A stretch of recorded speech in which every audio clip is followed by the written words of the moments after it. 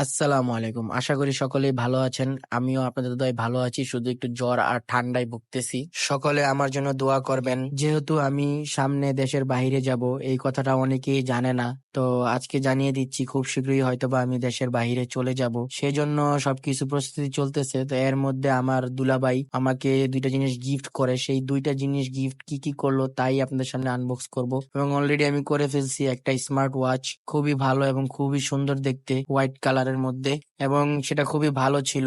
এই ভিডিওটা একদিন আগে করা এবং আমি এই ওয়াচটা ইউজও করেছি, খুবই ভালো। এরপর আমি আনবক্স করতে যাচ্ছি আমার এয়ারপডস। এটাও আমার দুলাভাই আমাকে দিয়েছে। তো আমি খুবই খুশি, যেহেতু গিফট পাইছি। গিফট পাইলে তো সবসময় মানুষ খুশি থাকে, তো আমিও খুশি। খুশি মনে সবকিছুই খুলতেছি এবং দেখতেছি, খুবই ভালো লাগতেছে, আবার খারাপও লাগতেছে, যেহেতু আমি দেশের বাইরে চলে যাব। সবাই আমার জন্য অবশ্যই দোয়া করবেন, যাতে আমি যেখানেই যাই সেখানে গিয়ে যাতে কোনো কিছু করতে পারি এবং ভালো থাকতে পারি।